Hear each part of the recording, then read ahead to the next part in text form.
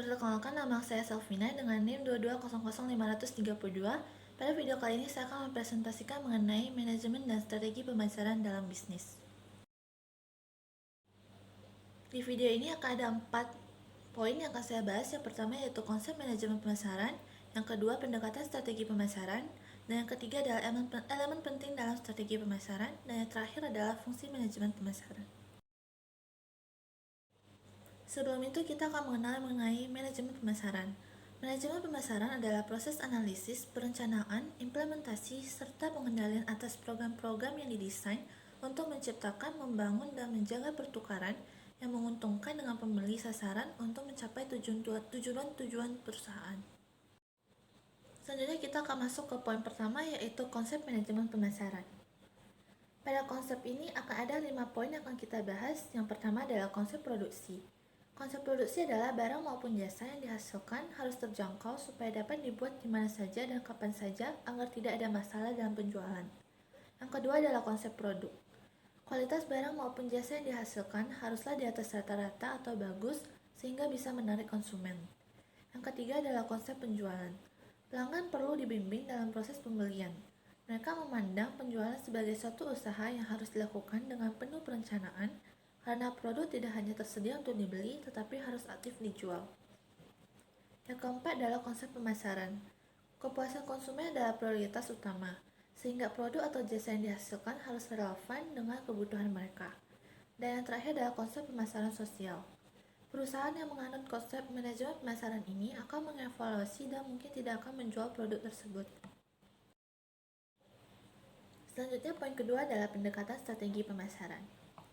Pendekatan strategi pemasaran ini dibagi menjadi 3. Yang pertama adalah online atau media sosial, yang memaksimalkan konten yang disediakan oleh Instagram, Facebook, ataupun Twitter, serta bermitra dengan influencer untuk membangun citra perusahaan. Yang kedua adalah email atau newsletter, yang digunakan oleh perusahaan untuk menghimpun database konsumen, sehingga memudahkan perusahaan memberikan penawaran atau informasi melalui email. Dan yang terakhir adalah komunitas. Menjalin kerjasama dengan komunitas yang bisa membantu mendongkrak penjualan sebuah produk dengan menjadi mitra mereka di tiap-tiap kegiatan yang mereka selenggarakan. Selanjutnya adalah elemen penting dalam strategi pemasaran yang dibagi menjadi 3. Yang pertama adalah market oriented, berorientasi pada kegiatan konsumen, di mana konsumen adalah raja dan produsen akan memberikan berbagai penawaran dari produk sampai cara pelayanan konsumen. Yang kedua adalah perencanaan pemasaran, penyusunan kegiatan pemasaran secara terpadu, seluruh aktivitas pemasaran mulai dari strategi, implementasi, analisis, pengawasan, serta aktivitas lain. Dan yang terakhir adalah kepuasan konsumen. Pencapaian tingkat konsumen diukur dari kualitas produk dan bagaimana strategi pemasaran yang dilakukan. Bab terakhir adalah fungsi manajemen pemasaran.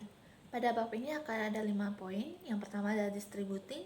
Fungsi dari manajemen pemasaran ini sangat penting dengan tujuan supaya sebuah produk diketahui oleh masyarakat luas. Yang kedua adalah trading. Fungsi manajemen ini adalah hakikat dasar dari manajemen pemasaran guna bisa memberikan keuntungan dari proses jual beli produk yang ia punya. Yang ketiga adalah facilitating, yang berfungsi sebagai aspek untuk meraih kelancaran produksi. Yang keempat adalah research. Manajemen pemasaran pun harus mengadakan riset terhadap konsumen mengenai barang apa yang tengah diperlukan oleh konsumen. Yang terakhir adalah processing. Fungsi pemrosesan adalah suatu proses pengubahan sebuah barang agar menjadi barang yang mempunyai nilai tambah, sehingga nantinya akan menambah nilai jual dari barang tersebut. Sekian presentasi dari saya, terima kasih.